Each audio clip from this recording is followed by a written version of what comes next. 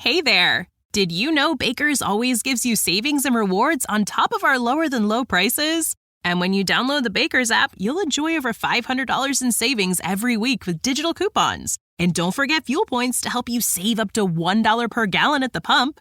Want to save even more? With a Boost membership, you'll get double fuel points and free delivery. So shop and save big at Baker's today. Baker's, fresh for everyone. Savings may vary by state. Restrictions apply. See site for details. This episode is brought to you by Pepsi Wild Cherry. Pepsi Wild Cherry is bursting with delicious cherry flavor and a sweet, crisp taste that gives you more to go wild for. Getting wild may look different these days, but whether it's opting for a solo Friday binge watch or a big night out, everyone can indulge in their wild side with Pepsi Wild Cherry. Also available in Zero Sugar. So grab a Pepsi Wild Cherry and get wild.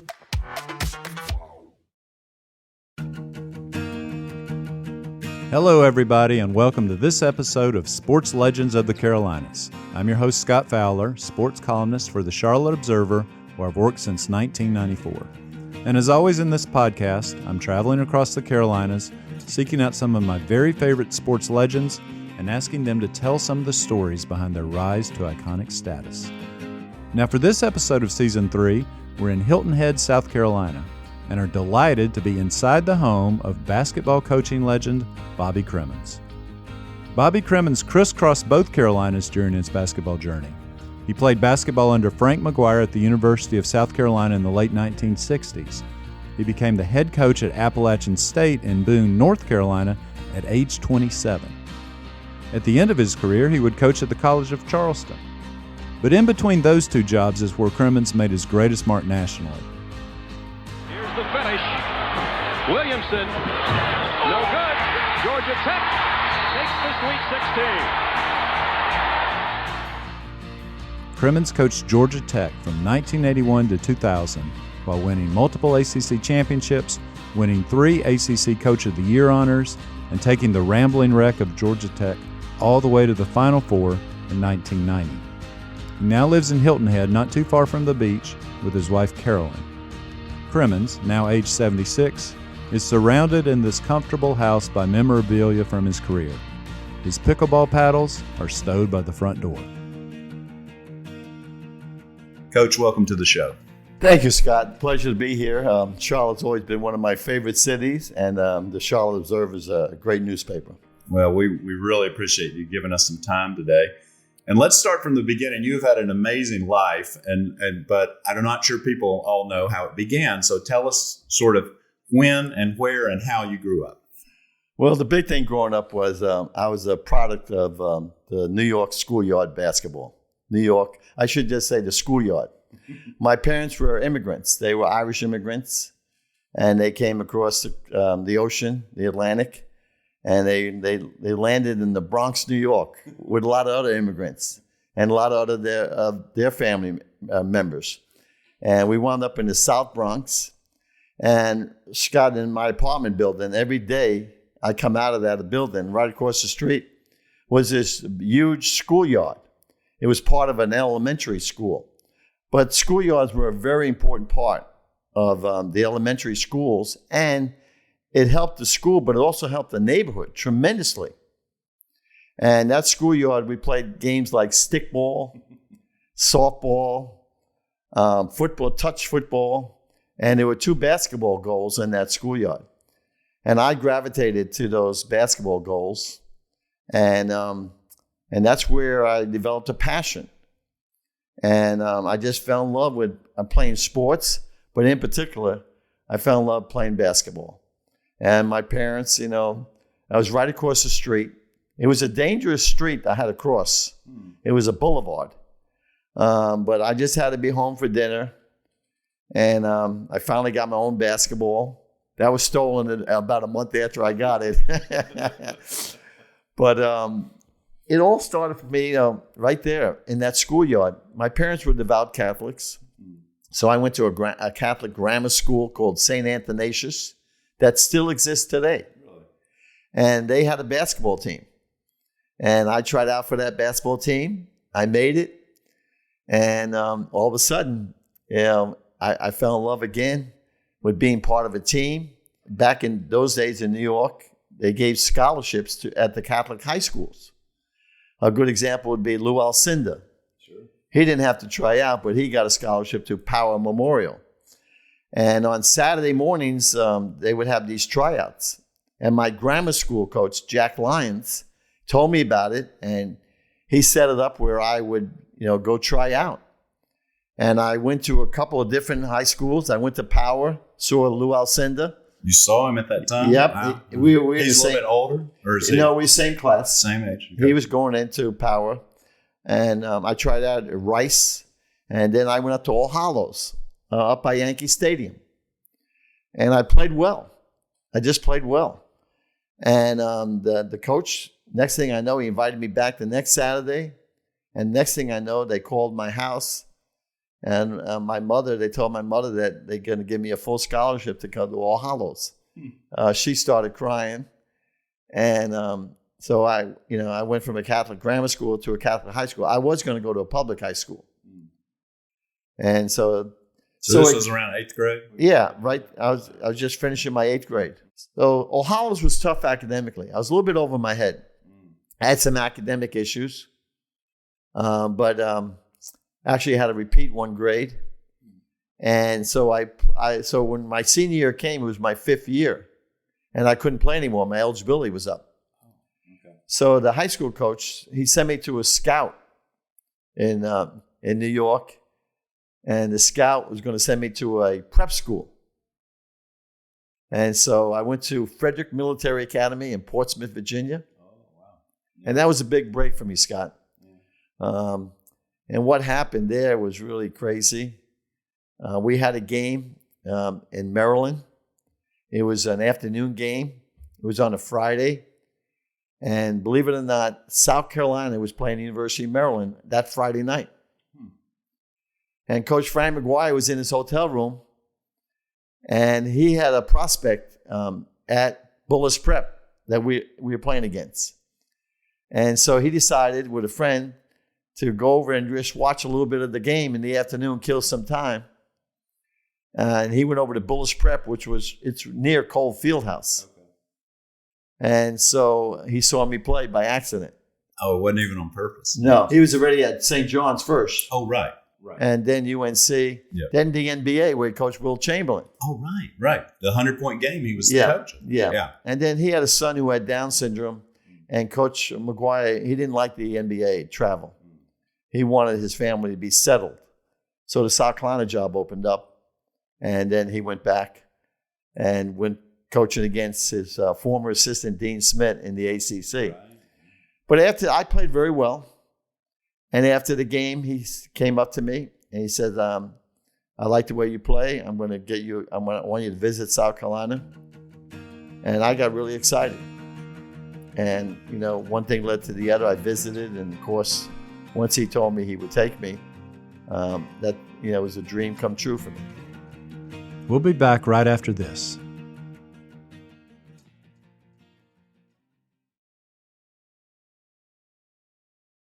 Welcome back. What was it like coming to South Carolina out of the Bronx in the 60s? Well, I should tell you this story. My God bless my mother. She knew I was traveling. She wanted me to stay warm. So she bought me a wool suit. She bought me Oxford shoes that were going to last for like 10 years. Yeah. And believe it or not, I arrived in Columbia, South Carolina in late August wearing a wool suit, Oxford shoes. The assistant coach at the time, Donnie Walsh, picked me up. He said, you could take that tie off. And the first place he took me was to Coach McGuire's house, beautiful house. And believe it or not, the first thing I said to Coach McGuire, I said, Frank, nice pad you have here.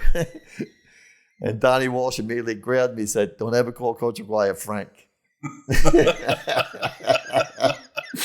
You were pretty familiar with him for that. That's amazing. Yeah. Coming in for that New York moxie, right? Yeah. I was a street kid. Yeah. What did your dad do? My dad was a longshoreman, and then he became an elevator operator in an apartment building downtown. Yeah. Did your mom stay home? My mother stayed at home. And, they were very proud. They had a dream. They wanted to come to America, raise a family, and give their children an opportunity to live the American dream. It was that simple. My dad worked his tail off. I never saw him much of him during the week. And during every Sunday, we'd go to a park, and that was a lot of fun.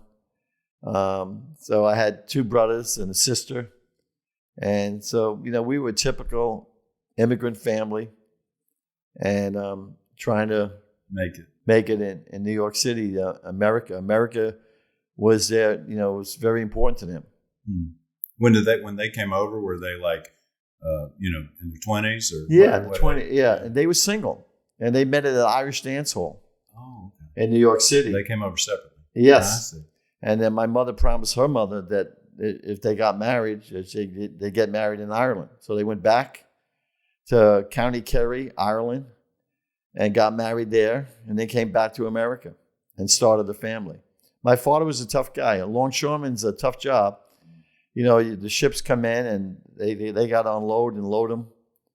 And but they were a great family. Again, they were devout Catholics. My mother, I constantly was saying the rosary at night, constantly. And, Sunday was, we'd walk to church and, never could miss church and so forth. So when you got to South Carolina, I would imagine it was a little bit of a culture shock, right? I mean, I'm from South Carolina myself. And what was it? Did you find it different from the food to the way, I don't know, people treated each other, or was it different? No, it was not a culture shock. It was like I hit a home run. I mean, I couldn't get over how well I was treated. I couldn't get over Coach McGuire, how great he was. The people in the state of South Carolina, how friendly they were, how important basketball was. We had a field house. It was packed. And I had no idea anything about the South, but I loved everything about it. Obviously, I couldn't talk real well. They gave me a nickname called the Cakes. What's that mean? Well, everybody thought that I talked like I had cake in my mouth. So they gave me, my nickname was Cakes. That's great. Where did y'all play your home games? We played our home games right there in the field house, right on campus. Oh, okay. Yes. This is prior to, obviously, where they play now. Oh, yeah, the Carolina Coliseum, yeah. But we had a little field house, about 3,500, and it was a madhouse. I played the last game there and the first game in the new place, the Carolina Coliseum. Now, today, they have the new Colonial building. They have a 20,000-seat arena. But yeah, the place was right on campus. I could, from my dorm room, it took me 5 minutes to get to the 3 or 4 minutes to get to the gym, and I loved that. Loved Donnie Walsh, the assistant, Buck Freeman, Frank McGuire, and then we had one big mishap. They had recruited a great player out of New Jersey by the name of Mike Rosso, and Mike was fantastic. He was 6'10", 6'11". He could do it all. And he was a star as a freshman. And back then, freshmen could not play varsity. They had to play 1 year of freshman ball. And so I came in a year after Mike. And so when I came in my freshman year, Mike was going to play varsity. And he had 4 seniors with him. 4 really good seniors. Jack Thompson, Skip Harlicker, Frank Standard, and Gary Greger. All 4 of them were basically all ACC players. And Mike Rosso was the 5th guy. My sophomore year, I would be like a 6th man. But what happened is they kicked Mike Rosso out of school. The ACC declared him ineligible. And it's a complicated story. It was really heartbreaking. He was a great kid. He loved it there. He's a great player. And if anything, they should have, when he first went there, they should have gotten all that straightened out. Right. But the ACC, they waited till he became eligible. And it was really hard. Number one, it was really hard on Mike Rosso. He transferred to Louisville. It was very difficult on Coach Frank McGuire. It was really difficult. It looked like all of a sudden the great Frank McGuire, the program was in trouble, a lot of trouble. And what saved us, Scott, was we recruited a couple other New Yorkers. And one was one I had grown up with since the age of 14 by the name of Tommy Owens. And the other was his high school teammate by the name of John Roach. They were high school teammates at LaSalle High School. And they saved the program. If we didn't get them, we were dead in the water. Now, nobody knew Roach was going to become a superstar like he did. But getting those two guys my senior year, Scott, we were preseason number 1 in the country. This was 69-70? 69-70. Above UCLA, you were preseason? Yeah. Wow. In most magazines. Yeah. I think, Alcindor had gone. Because we were the same year, but I went to prep school 1 year. Oh, okay. So you then moved a year behind. Yes. Gotcha. Yeah. But we had a great team. But the whole state, it was incredible. And going south was unbelievable. You didn't have to put on all this winter clothing. Yeah. That wool suit got retired early, I guess. Yeah, the wool suit never. What color was that thing? It was gray. The wool suit never made it out of the closet. I don't know what I eventually did with it, but my mother would always say, "How's that suit? You wear it?" I said, "Oh yeah, Mom, it's keeping me warm." My starting five with Bobby Cremins is the most energetic and the most spirited boy I've ever seen play basketball. He's an ideal captain. I've read a little bit about the heartbreak you sustained in that final ACC final, which I guess was your last game. Tell me that story. That was my first crisis. We were on top of the world. We did get beat twice. Tennessee beat us early on at home, and then Davidson came in, Terry Holland, and they came in and beat us. They were the only two teams that beat us, and outside of that, we beat everybody else. We went undefeated in the ACC, and we were going into the tournament. We had 2 losses and about 22, 23 wins, and we beat Clemson the first game in a close game. Bobby Roberts, the coach back then, held the ball, and it was one of those Friday. First game of the ACC tournament. Yeah, right. Yeah. You know how that People goes? are just waking up. Yeah. And the place was packed with, 8 teams from fans from 8 schools. And when they saw that Clemson had a chance to beat, at that time now, we were ranked 2 or 3. The place went nuts. And Clemson had a little guard by the name of Butch Tazlo, and I had to guard him. And I was shaking guarding him because we had a 1-point lead, and he had the ball. You were a point guard? I was a point guard, and my sophomore year, I played some point forward. Okay. Because we had a great point guard my sophomore year by the name of Jack Thompson.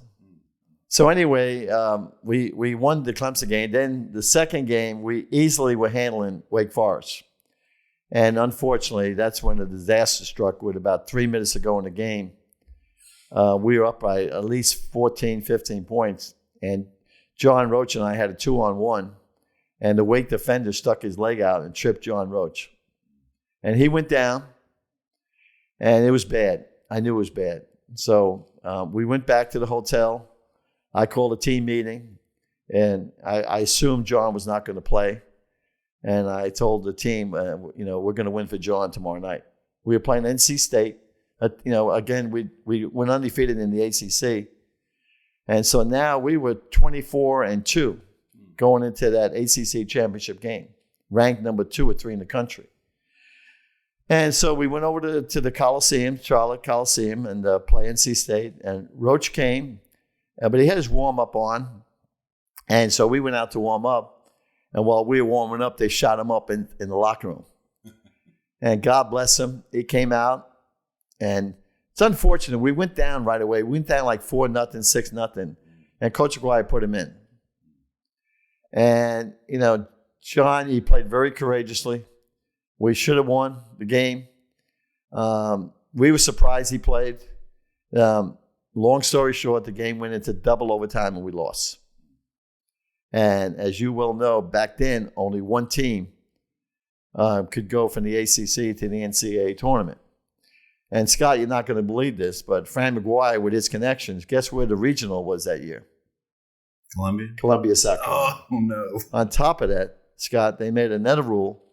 Some genius made this rule that if a team is hosting a regional, they should not be allowed to go to the NIT because their fans might go to the NIT and not be in that location. Oh, I wondered why that team didn't go to the NIT. So, Scott, number one, we didn't go play a regional in Columbia. We couldn't go to the NIT. It was just overwhelming, and it got the best of me. And I got my roommate Corky Carnevale, and I said, I'm not going to Columbia. I said, we got to get out of here.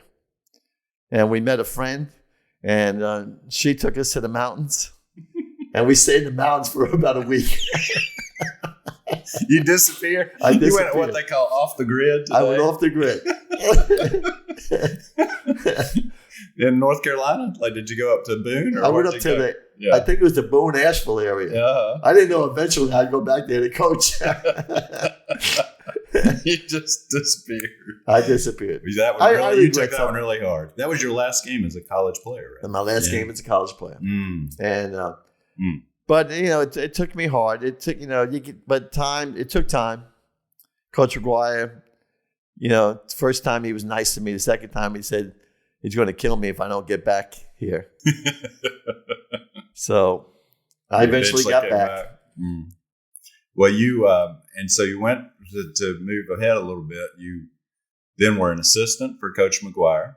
Actually, my goal, Scott, was to play professionally. You wanted to play professionally? Yeah, I had no ambitions of coaching. Really? Yeah. Oh, okay. I wanted to play at the highest level. I knew it was a bit of a long shot. I was not a great shooter, but I could score the ball, and so I messed around trying to, I tried out for the Pittsburgh Condors. Then I got traded to the Carolina Cougars. Oh, okay. Yeah. And some coach by the name of Bones McKinney. They needed to cut one more guy. Oh. And Coach McKinney called me in, and he said, look, we love the way you're playing. You're giving it everything you have, but there's no room for you. So he made you the last cut. He was the last guy cut. And I'll tell you this, of course, I got to know Coach McKinney a little bit. He was doing TV later on, and then I realized what a legend he was. And I ran into him once. And I said, Coach, you know how much you hurt me when you cut me? And he said, are you kidding me? He said, you should be taking me out to dinner. You should be buying me everything. Look what I did for you. By cutting you, you became a coach. Mm-hmm. And look what's happened to your life. And you know what? Yeah. I say, Coach, you're right. I want to thank you for cutting me. That's it. Well, that's a good point. He got you started earlier. Yeah. Well, I did wind up in Ecuador, South America. Yeah. How was that? That's another crazy story. Yeah. But I played professionally over there for about 6 months, and that would take a lifetime to tell you about that. But I loved going to Guayaquil, Ecuador. The first night I got there was an earthquake. I thought I was going to die in Guayaquil. But I played there and had a lot of success. I had good opportunities to maybe go stay over there, definitely stay there, maybe go to Europe. But, I wanted one more shot at the NBA. I really want to try. I actually went back to Columbia. I played AAU basketball.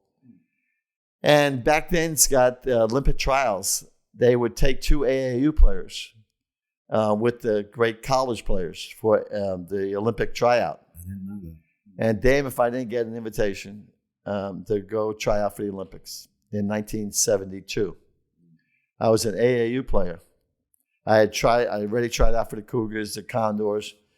And so I went out to Colorado Springs, and the coach was Hank Iba. My roommate was Doug Collins, and I tried out for the Olympic team. I did not make it, obviously. And that's when I first decided, maybe it's time to stop playing. And so I got a phone call from this coach, Jerry Conboy, at Point Park College in Pittsburgh. He needed the freshman coach, and I had met him at Davidson basketball camp. And I thought, this might be something that might be cool. So I drove to Pittsburgh. I coached the freshman team there and assistant to the varsity. And then Coach McGuire called me and said, "You're coming back to Columbia." And he brought me back to Columbia as a graduate assistant. And you were there for about 5 years? I was there for about 3 or 4 years. I was a graduate assistant for 2 years, and then Coach McGuire made me a full assistant, third assistant, behind Donnie Walsh and Ben Jobe. Oh, Ben Jobe from later Coach Southern. That's correct. And then all of a sudden, our tennis coach at South Carolina was named Ron Small. And he called me one day, and he said, "I got you an interview at my alma mater, Appalachian State." And I said, "What are you talking about?" And he said, his tennis coach, Jim Jones, had become athletic director, and they were looking for a basketball coach, and he recommended me. And so I was 27 years old. I went to Boone for an interview. I didn't know what I was doing. And nobody wanted the job. I found out later nobody wanted the job. And so they hired me. Wow. Yeah. I have a son at Appalachian State now. It's just beautiful country. Great. Beautiful place. And how did you find Boone when you Well, Boone now was a little shocking. Yeah. Oh, really? Okay. Yeah. You talk about a cultural shock. Yeah. Columbia was great. Yeah. But Boone now, the first thing was, I fell in love with the South. I thought the weather in the South was great. Well, I didn't know that Boone was the North Pole of the South. Now that wool suit could come in handy in Boone. Yeah. Yes, right. But the suit was gone. But, I froze. I couldn't get over the weather. The snow, and I just couldn't get over it. Now, in the summertime, it was beautiful, and the spring, and the flowers, the leaves changing. It was a great school, though, and I almost panicked because not many people wanted to go there. I couldn't get a lot of North Carolina kids to go there. They knew about it. They weren't going to take that hike up the mountain. Yeah. So what I did, I went to New York. And I was a scout there by the name of Tommy Kachowski. I said, "Tommy, I'm coming to New York and I got 6 scholarships. And I want to fill at least 5 of them. And I need your help." So I went to New York and he showed me all around. There were tournaments going on. There were postseason tournaments. And we went to a couple different ones and we just started picking out kids. And I brought about 5 New Yorkers to Boone. Really? Yeah. And sort of like McGuire's connection in 57 when they won a national championship. Yeah. Mm-hmm. And those kids, those New Yorkers, plus, they won a Southern Conference championship for me. The 2 great ones were Darryl Robinson and Mel Hubbard. And they were fantastic. They were just absolutely fantastic. And we built a program. Then we started getting a couple of kids from the South, Tony Searcy in particular, Ronaldo Lawrence. And we won a Southern Conference championship. And that was a great moment, 1978. Darryl Robinson was the MVP from Brooklyn, New York. How about that? Yeah. And that put me on the map. Yes. That got me going. You were young and you had turned this program around. We'll be back right after this.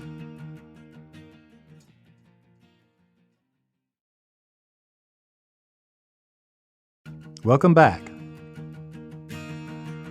Let me ask you, before we get into Georgia Tech, everyone knows you. One of your trademarks is your very full head of hair, and it's been white, I guess. Is that what color you would call it? And I've seen it referred to in different ways. And when did that start happening? About the end of Appalachian. I started to get a little gray, a little white. Yeah. And you just let it go. Yeah, I never touched my hair in my life. Really? Yeah. Yeah. And why was that? You just figured it wasn't the way God made me. The way God made me, it wasn't important to me. Yeah. One time I tried to put some of that grease stuff on it to keep it back. I said, that's not working. No, I never touched my hair with anything. Huh. Just wash it. And so by the time you went to Georgia Tech, was your hair white, or were you? No, it was getting there. It was getting there. It was getting there. Well, tell me about Georgia Tech. So Georgia Tech, people don't probably remember how horrible Georgia Tech was before you got there. They were like 1 in 29 in the ACC, I believe, in the first 2 years in the ACC prior to you. Was that a job that you had to pursue, or you had to be convinced to do? Did people think you were nuts to take it when you had the SoCon championships going at App State? Well, Scott, after the 78 championship, SoCon championship, I started to get a little ambitious. And I still had something that bothered me.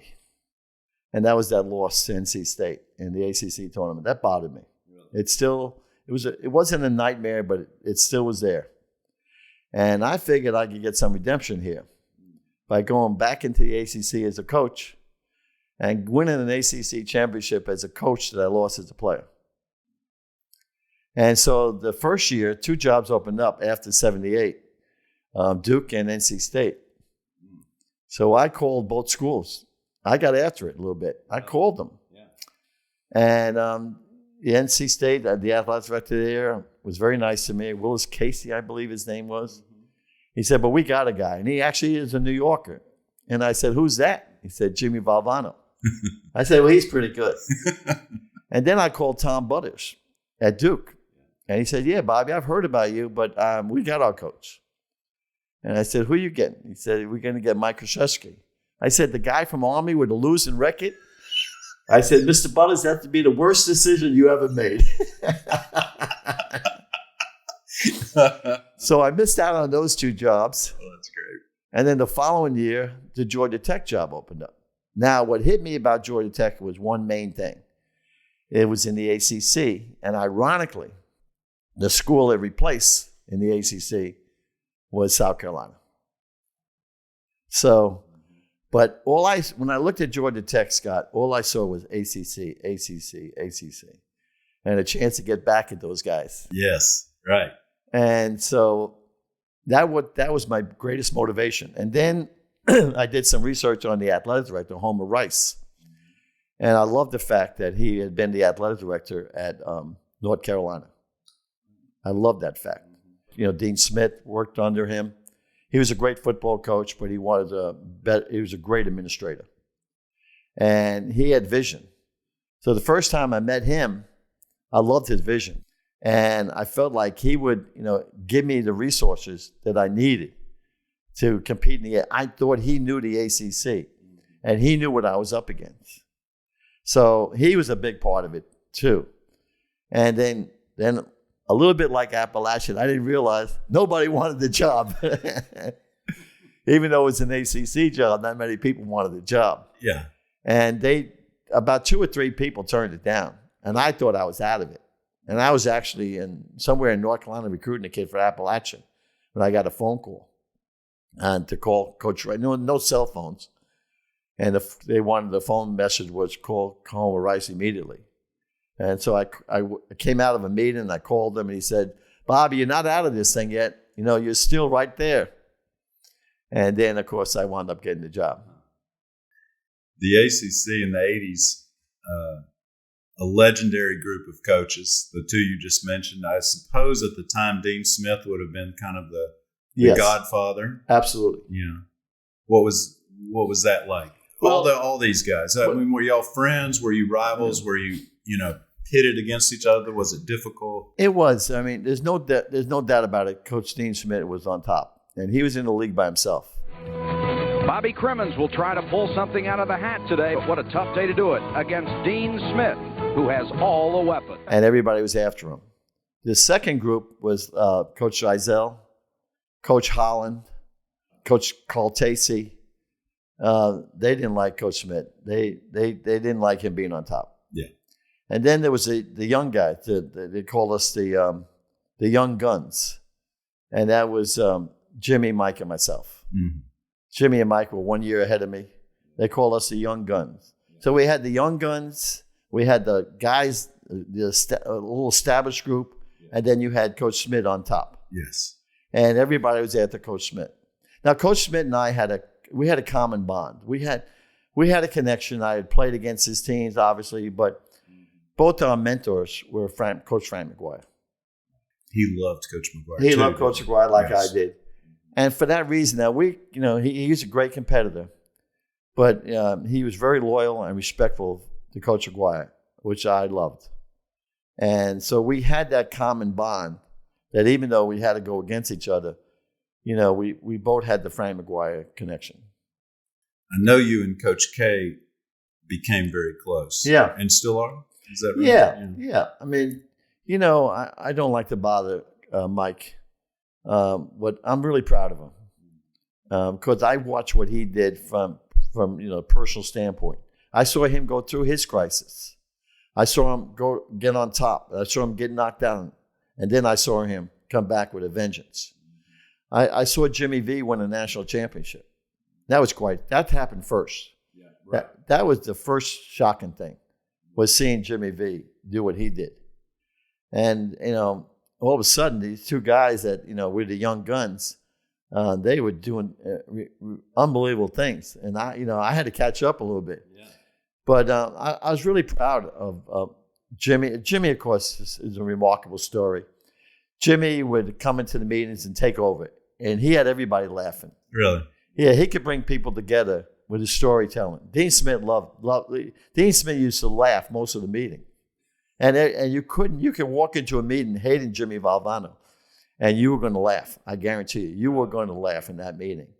And he was a great game coach. And Coach Mike just took this whole thing to another level. He was a great defensive coach. And then he started to recruit like Coach Smith. But, I think, I can't speak for Jimmy, but I think I can speak for Jimmy and Mike and tell you that, Dean Smith, he set the bar. He showed us what it would take to be a champion, to be an ACC champion. And all three of us, won ACC tournaments. But we all knew what the bar was set. Now, Coach K broke the bar. But Dean Smith set the bar. My college coach, Frank McGuire, put the ACC on the map. And, of course, Everett Case is considered the godfather of the ACC. But it was unbelievable what those guys did, and what Mike has accomplished is unbelievable. I watched it personally. I watched him from the beginning, and I have nothing but the highest respect and love for him and what he accomplished. What do you think your primary strengths were as a coach, and why were you able to turn Georgia Tech around? Well, I was a bit crazy. I always say Jimmy Valvano, he'd go about 120 miles an hour. I go about 100 miles an hour. Coach K, he stayed in the speed limit. He was more balanced than we were. And, I had a great staff. My first assistants, George Felton, Ben Jobe, Perry Clark, Kevin Cantwell, Sherman Dillard, Derek Wittenberg. I know I'm leaving somebody out, and I apologize. But you have to have great assistants. And we worked around the clock. We got after it. And we hit the recruiting road hard. I mean, really hard. George Felton was unbelievable. One day, George Felton called me. He said, I think I found the point guard we should recruit. I said, where are you? He said, I'm in Jacksonville, Florida. I said, great. That's not too far away from Atlanta. He said, no, the tournament's here, but the kid's from Enid, Oklahoma. I said, you got to be kidding me. I said, I've never been to Oklahoma in my life, and I'm not going out to Oklahoma. And he told me he's a little 5'11" guard, a little white guard from Oklahoma. I said, you got to be kidding me. But he said, no, you're going to Oklahoma. And George convinced me to go. George Felton saw every one of Mark Price's games his senior year. The Yellow Jackets' chances may hinge on freshman guard Mark Price, the third leading scorer in the conference. One time there was a snowstorm. The game got canceled, but George still tried to make it. And he got halfway, and he had to pull over. And he called Mark, got Mark at his house a little bit later on. He said, Mark, I want you to know I'm here in Oklahoma. I'm not at the game. I know the game was canceled, but I'm here. I just the snow stopped me. Wow. Yeah. So, and then New York, our New York roots, John Sally, Bruce Dalrymple. John Sally was skinny, but Price and Sally were the first ones. And then the Haitian sensation. I got a phone call about a kid in a junior college from Florida, 6'11". I said, there's got to be something wrong with this. I said, I said, is he, what kind of student is he? They said, he wants engineering. I said, engineering? I said, well, there's got to be something wrong. They said, well, yeah, there is. I said, okay, here it is. He doesn't speak English well, but he speaks 4 other languages well. And that was Yvonne Joseph. So it just started to come together. And then Price became like John Roach. You know, he was a surprise. Developed incredibly well in college. He was amazing. I don't know why he's not in the College Basketball Hall of Fame. But he became like another John Roach. And Sally started to develop. He got taller. And Sally really knew how to play the game. And Dalrymple was a hustler. Like he played like I played. Not a great shooter, but all over the place. And Joseph would just knock. He was older than everybody. And he was strong as an ox and just beat the heck out of you. And so it all came together. And we lost a tough game in Providence, Rhode Island. We played Georgetown for the right to go to the Final Four. Patrick Ewing. What a game that was. Yeah. And they beat us. And then the next year we got upset in the Sweet 16 by LSU. And so that was kind of, I felt terrible that we didn't go to the Final Four with that group. We won an ACC championship, of course, the first one in 85. That was your first one? Yes. Mm-hmm. And that was a special moment, not only for them, but for me. And then, then all of a sudden, we went through a little spell there, and then all of a sudden something special was happening again. My assistant, Perry Clark, he got Dennis Scott, Kevin Cantwell, and I went back to New York. And we got a kid by the name of Kenny Anderson.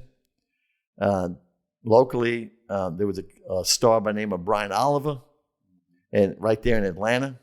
And it all came together, and we got those guys along with Malcolm Mackey. And then we got a junior college kid out of Chowan Junior College in Murfreesboro, North Carolina, 6'8", Johnny McNeil. And that was the group. They won. Anderson, he was sensational. And Scott was sensational. Oliver was sensational. And that group got us over the hump. And we beat LSU, the team that beat Price and Sally, where they had Shaquille O'Neal, Stanley Roberts. That was the team that y'all knocked out in 1990? Shaquille? Yeah, we beat them in the second round in Knoxville, Tennessee. And then we went to New Orleans and we beat Michigan State. Judd Heathcote, the last second shot in overtime. Wow. And then beat Minnesota in the Elite Eight game to go to the Final Four in Denver, where we lost to UNLV after being up by 7. And that Final Four, Duke was in that Final Four. It was Duke and Arkansas. Duke beat Arkansas. And then Duke lost to UNLV, who beat us for the national championship. Right. UNLV killed them that year, and then the next year Duke beat them. Yeah. Right. We were hoping to have an ACC championship game. And that would have been something. Yeah, but still, to make the Final Four was enormous. Yeah. Right. So you were there 19 years and had some incredible success. What, as a coach, I'm sure you have some regrets. What would you say? Well, I had my midlife crisis where I left Georgia Tech for 2 days to go back to South Carolina. Yes, tell me about that. Well, that was rough. That was really rough. I said no to South Carolina, but I had a deep love for them, and time went by. I didn't know they were involved with Eddie Fogler. I just wanted to see South Carolina taken care of. And Eddie and I played against each other. We were good friends.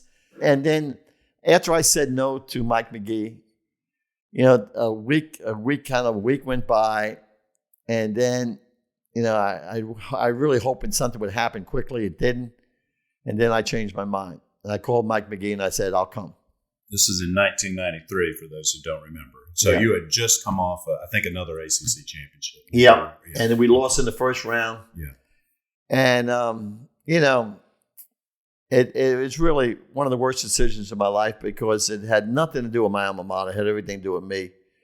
And I knew it was not right, but I did it. And, of course, the people in South Carolina, Columbia, they went crazy, which I really appreciated. I still appreciate how excited they were. But once I got there, I realized I made a mistake. I felt like Judas. And it was the roughest time of my life. I took a month off. I had to go see a shrink. Went down to Florida, got away. Had to get on medication. And, a lot of people thought I was done. I knew I was not done. I knew that. I just needed time. And what really helped me, the first part of recovery, was seeing South Carolina get such a great coach by the name of Eddie Fogler. And that was the start of my recovery. When you say it didn't have anything to do with your alma mater and had something to do with you, what do you Well, people say, "What you got there, you didn't like it." I love South Carolina. I love everything about South Carolina. Frank McGuire was still alive, but I just felt everything that I preached, everything I told my players about loyalty, I went against. I went through a little anger period that had nothing to do with South Carolina. I was angry at the world. I don't know. I was angry about losing the first round of the NCAA. Yeah. I figured, I was mad at some of my players. I was just in a bad place. Yeah. It happens. Yeah. And so I had to get out of there. Homer Rice was a great help to me. Very understanding. And, it took a little time. And once I saw South Carolina was in good hands, I felt great. Obviously, a lot of people were upset at me, mad at me, and rightfully so. So, it's either you got to get through it and move on, or you got to, something bad's going to happen. Sure. So you came back and coached 7 more years out. Yeah, and people, we struggled, and people blamed that, but then we got back. We got to the Sweet 16. Won a championship in '96 in Charlotte. We were talking about it. Yeah, with Drew Barry and Travis Best and James Forrest. Those are 2 other great players. I mean, I've had some great players. Tommy Hammonds, I mentioned. I know there's some players I'm missing. But, what made me was my players. I had some great players. And, they're great kids. Nobody's perfect. You have your ups and downs. But without a doubt, my players made me. I know that. And I'm always, grateful for that. Sure. Some of them I could, kill. Some of them I still coach some of them today. I still yell at some of them today. But those players made me.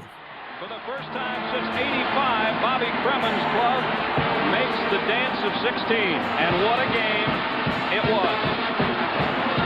Yes, Mr. Cremins, we won! We'll be back right after this.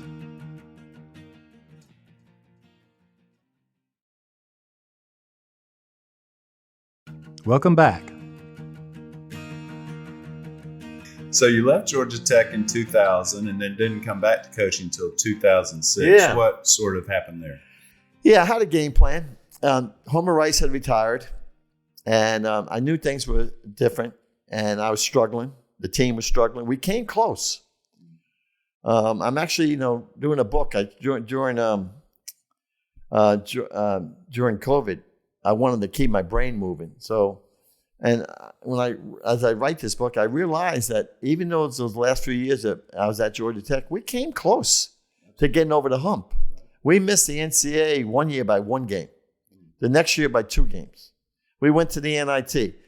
And you know what the NIT stood for? Non-invitational tournament. The NIT got no respect. You had to, make the big dance. But getting back to where we were, you asked me about coming down to Hilton Head. I came down here with an intention of just 1 or 2 years. This is in 2000. Yeah. In 2000. Okay. I wanted a place that I could get some serenity, get away from it. Paul Hewitt succeeded me. Excellent coach. Did a great job there. And I wanted to get away. And I needed some serenity. I needed some nice weather. I loved the beach. Go swim in the ocean and chill out. And I was very fortunate to find Hilton Head. I was familiar with it, but a friend of mine said you should go down there and rent a place for the winter, which I did. And next thing I know, Scott, 1 year led to 6 years. I looked up and it was over. I made some mistakes. I had some decent offers, but nothing really hit me. I was happy. I was doing TV. I was all over the place doing things.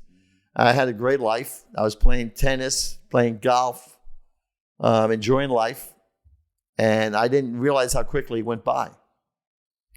And I thought, I'll never coach again. And then things got crazy. What happened, College of Charleston let their coach go late. It was like almost July. And Greg Marshall, the head coach of Winthrop at the time, he took the job. And I was actually I had a camp down here at the Hilton Head. I was at the camp, and my college roommate, Corky Carnival, calls me and said, Greg Marshall just went back to Winthrop. He said, he pulled a Bobby Cremins. He just went back to Winthrop. So, Yeah, I can't tell you what I told him, and I hung the phone up. And he called me back, and I hung up again. And then I said, I wonder why he called me back. So I went out to my car and turned on ESPN, and sure enough, it came over the news. It said, and it's just like this. It said, Greg Marshall has pulled a Bobby Cremins. He's left College of Charleston. You would become something people say whenever somebody flips back. Flip flop. Right. Uh-huh. And so, I knew Greg. Greg's a great coach.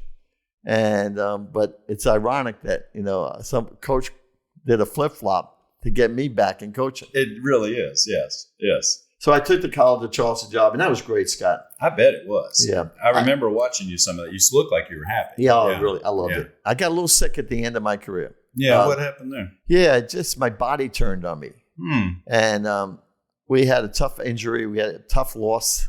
Those tough losses, they just eat at you. And it was a championship of the Southern Conference. We had the best team in the conference. This was our NCAA team, but we had lost our starting center 10 games before that to a blood clot injury that happened a long time ago. And so Wofford, Mike Young, they beat us in the finals. I lost in the finals 3 times. Oh, 3 times. Twice to Wofford, and the other time to Davidson, Bobby McKillop, and a kid by the name of Steph Curry. I was at that game. Yes. He was a freshman. Well, that was legit to lose to him, yes. No, we should have won the game. We had a great chance to win it. Was that in Asheville? No, that was in Charleston. Charleston, okay. In the Civic, out by the airport. So, but, I was getting on to my age there. And so I think the good Lord was sending me a signal. It's time. So I came back to Hilton Head, and thanks to my parents, thanks to the game of basketball, I have a great life. And people ask me all the time, wins, losses, awards, Hall of Fame. I don't care. I mean, all that stuff is nice. I feel like my biggest achievement is fulfilling my parents' dream of having their child live the American dream. And I give them all the credit in the game of basketball, the schoolyard. Thank God for the schoolyard and the ACC. And I love the ACC. I love watching ACC basketball. And, it's just, I want to see the ACC continue to do well. The game's gotten crazy. The outside, the NIL. Yeah, what do you think about NIL and the transferring and such now? Oh, I hate a lot of it. I hate it. I think about what if I was coaching what I do today. I'm glad to see the players get some money. I've always said when I went to college, I got a monthly stipend of $15, and I always felt like the players should be getting monthly stipends. They finally put in emergency loans or money where kids, if he has somebody that has an emergency at home or anywhere, he doesn't have the money to get home, he can now get home. But now it's gotten crazy. But it is what it is. The money is gone. It's gotten just so high. If you'd have told me coaches were going to be making this money, kids are going to be getting this money, I thought you would be crazy. If you'd told me there are going to be 15 teams in the ACC, I would have told you were crazy. But I tell all these young coaches today, it is what it is. You got to adjust. The landscape is drastically changed, and you got to figure it out how to work it and how to enjoy it. And how to do it the right way. You got to figure all that out yourself and still have the love of the game. I feel for the mid-Division I coaches now. I had a kid by the name of Andrew Godlock at College of Charleston. He would have never stayed 4 years. He became the all-time leading scorer at College of Charleston. But these mid-Division I coaches who go out and find these kids and develop these kids, they automatically lose them now. Right, they get good enough, and then they just transfer out. And for the coaches at the high level, every year they basically got a new team. I mean, there's schools even like Duke. There's power conferences, schools taking anywhere between 7 and 10 kids in 1 year. Amazing. So this coach got to rebuild a whole new team. So it is what it is. It's very difficult. Last thing, Coach, and we'll close with this, but what's your advice for life for people these days getting through, what's become a more complicated world? Yeah, well, for me, I think about myself, passion. You got to have a passion. doing it the right way, honesty. I think honesty is very important. Try and do it the right way. Really, stay away from all the bad stuff, drugs, gambling. Just be honest. And then, you got to work hard. I worked hard at my craft. As a player, I worked hard. You got to be dedicated. You got to be determined. You're going to have setbacks. And you got to work hard. I worked hard as a coach. So once you have your passion, you have to work hard and do it the right way and try and get some love out of it. There's great joy in coaching, great joy in playing and coaching.